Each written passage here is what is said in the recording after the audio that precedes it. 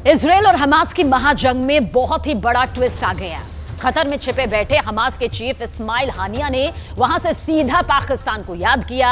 Hamas अपने दोनों दोस्तों ईरान और हिजबुल्लाह से बेहद नाराज है, इसलिए अब उसने धर्म का वास्ता देकर पाकिस्तान से उसका एटम बॉम्ब मांग लिया।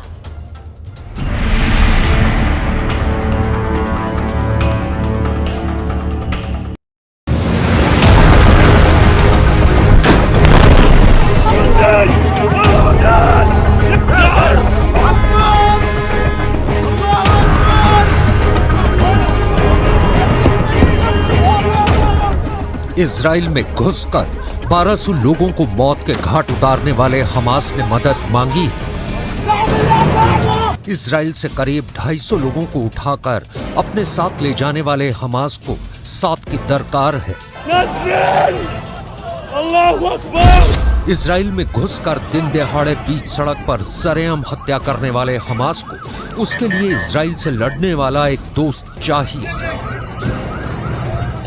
हमास ने सीधे सीधे मदद मांग भी ली है पाकिस्तान से।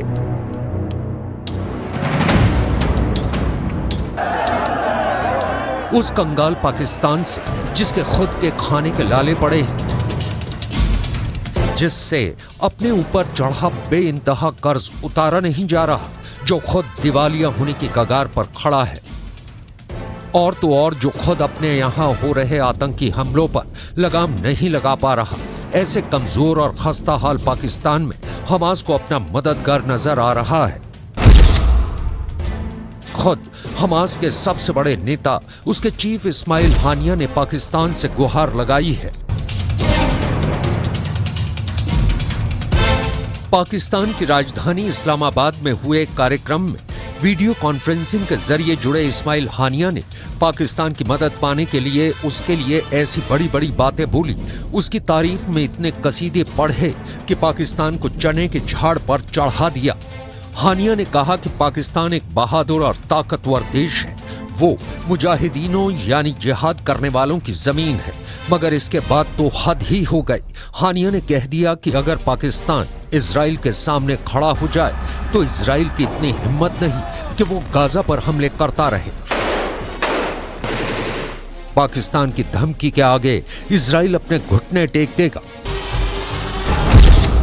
हमास की इस मदद की अपील ने पूरी दुनिया को हैरान कर दिया है। सवाल उठ रहा है कि हमास को मदद मांगने के लिए कोई और देश नहीं मिला, पाकिस्तान में उसे ऐसा क्या दिख गया। हमास के पास दोस्तों की तो कोई कमी नहीं। पश्चिमी एशिया में अमेरिका के दोस्त कतर ने हमास के नेताओं को पनाह दी हुई है। इस्माइल हानिया भी वहां इस्माइल की नजर से दूर बिल्कुल सुरक्षित रह रहा है। नेटो देश तुर्की हमास के लड़ाकों को फिलिस्तीन की आजादी के लिए लड़ रहे स्वतंत्रता सेनानी बता रहा है। हमास के सर पर ईरान हाथ रखकर बैठा है, उसे ईरान से हथियार, पैसा और ट्रेनिंग सब कुछ मिलता है। रूस की भी हमास के साथ पक्की दोस्ती और पूरी हमदर्दी है। ऐसे में जब इतने ताकतवर देश हमास के साथ हैं, तो फिर क्या मजबूरी हो गई कि हमास को पाकिस्तान से मदद मांगनी पड़ी।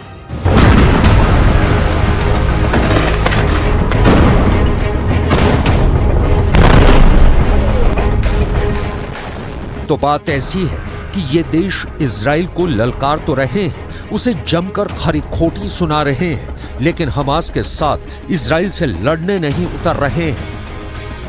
और हमास को इस वक्त जंग के मैदान में उसके साथ लड़ने वाले एक साथी की जरूरत है, इसलिए हमास गुस्से में है।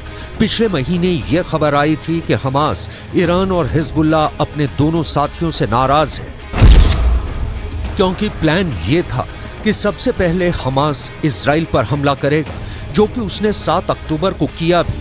प्लान के तहत हमास के लड़ाकों ने कैलेंडर में तारीख बदलते ही 7 अक्टूबर को इजराइल पर अब तक का सबसे भयानक आतंकी हमला कर दिया। इसके बाद बारी थी हिजबुल्लाह और ईरान के मैदान में उतरने की। इजराइल के उत्तर में मौजूद लेबनान से हिजबुल्लाह को इजराइल पर धावा बोलना था, वहीं मीलों दूर पूर्व में बैठे ईरान को इजराइल के खिलाफ अपनी पहली और आखिरी जंग छेड़नी थी। यानी इजराइल को उसके पूर्व दक्षिण और उत्तर में एक साथ घेरने की पूरी तैयारी, ताकि इजराइल पर 3 दिशाओं से हमला करके उसे सर उठाने का मौका ही ना दिया जाए। इजराइल हमास को जवाब देने के लिए खड़ा हो तो हिजबुल्लाह उस पर टूट पड़े। इजराइल हिजबुल्लाह से भिड़ने की तैयारी करे तो ईरान उस पर बम गिरा दे।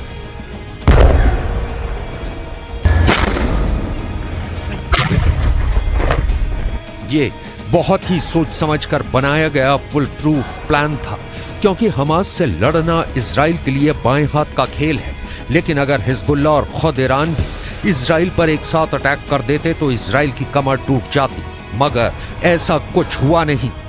शुरुआत में तो हिजबुल्लाह ने इजराइल पर खूब हमले किए, ईरान ने भी इजराइल को धड़ाधड़ धमकियां दी।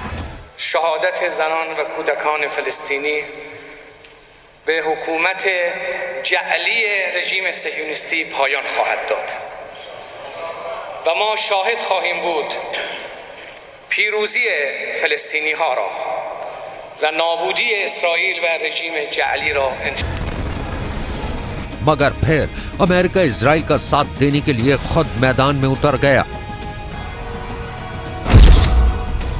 इजराइल की मदद के लिए अमेरिका ने उसके पड़ोस में मौजूद भूमध्य सागर में अपने जंगी जहाजों और लड़ाकू विमानों का बेड़ा भेज दिया। समंदर के साथ अमेरिका ने पश्चिमी एशिया के आसमान में भी सुरक्षा घेरा बना दिया। उसके F-16 जैसे 2400 किलोमीटर प्रति घंटा की रफ्तार से उड़ने वाले ताकतवर लड़ाकू विमान पश्चिम एशिया पहुंच गए और अमेरिका के थाड और पैट्रियट जैसे मिसाइल डिफेंस सिस्टम भी पश्चिम एशिया में तैनात कर दिए गए। हमास, हिजबुल्लाह और ईरान को यह अंदाजा नहीं था कि इजराइल को बचाने के लिए अमेरिका सीधे सीधे उसकी ढाल बन जाएगा। अमेरिका का आक्रामक रवैया देखकर वो तीनों हिल गए। इसलिए अमेरिका को पश्चिम एशिया से भगाने के लिए ईरान ने अपने समर्थन वाले लड़ाकों से इराक और सीरिया में मौजूद अमेरिका के सैनिकों पर हमले करवाए। लेकिन अमेरिका नहीं डरा और उसने भी ईंट का जवाब पत्थर से देकर अपने तेवर दिखा दिए। उसने सीरिया और इराक दोनों देशों में ईरान के अड्डों पर एयर स्ट्राइक कर दी। हिजबुल्लाह और ईरान सीधे सीधे अमेरिका से उलझना नहीं चाहते, इसलिए अब वो फूंक फूंक कर कदम रख रहे हैं और इस चक्कर में अकेला फंस गया हमास। उसे अकेले इजराइल का सामना करना पड़ रहा है और गाजा इजराइल के बारूद में बर्बाद हो गया है।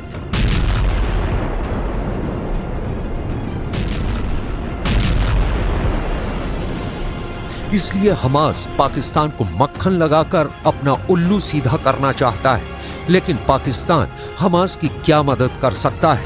तो पाकिस्तान के पास हथियारों की कमी नहीं, वो यूक्रेन को भी रूस से लड़ने के लिए हथियार और गोला बारूद दे रहा है। और सबसे बड़ी बात ये कि पाकिस्तान के पास परमाणु बम है।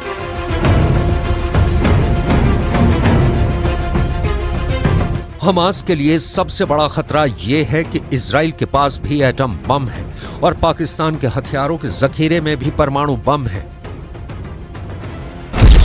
पाकिस्तान के पास 170 परमाणु बम है और जिस इजराइल से हमास लड़ रहा है उसके पास सिर्फ 90, यानी परमाणु हथियारों के मामले में पाकिस्तान का पलड़ा भारी है।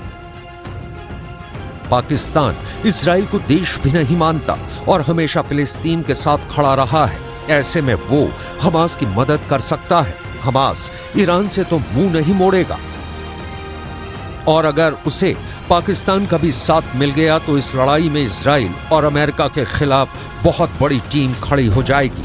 ऐसी टीम जिसमें रूस भी होगा, ईरान भी, तुर्की भी और चीन भी।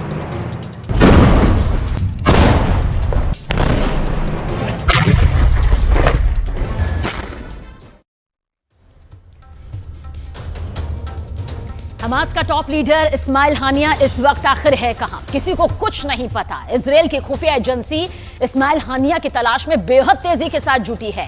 हानिया के कई ठिकानों पर इजरायली डिफेंस फोर्स ने बॉम्ब तक बरसाए, लेकिन हानिया की जानकारी अब तक किसी को नहीं मिल पा रही। दूसरी तरफ हमास के दूसरे नेता याह्या सिनवार की तलाश में खान यूनिस पर IDF हमला कर रहा है, लेकिन अब तक सिनवार भी पकड़ा या फिर मारा नहीं जा सका। हमास के इन दोनों नेताओं की गिरफ्तारी इजराइल के टारगेट में टॉप पर मौजूद है। इजराइल इस वक्त गाजा में हमले पर हमला कर रहा है। सुरंगों को नष्ट कर इजराइल का मकसद है हमास के अंतिम आतंकवादी तक को खत्म कर देना। तो इजराइल वॉर ब्रेकिंग के जरिए आपको बता रहे हैं कि किस तरह से इजराइल को इस्माइल हानिया की बेहद तेजी के साथ तलाश है। हमास का टॉप लीडर है इस्माइल हानिया, जिसकी तलाश जगह जगह की जा रही है। महाजंग कितने खतरनाक मोड़ पर मुड़ा और उसके बाद याह्या सिनवार की तलाश भी यहां पर जारी है। वो ढेर हुआ या नहीं, कहां छुपा बैठा है, ये वो आतंकी हैं जिनकी तलाश में दिन रात एक कर दिया गया है।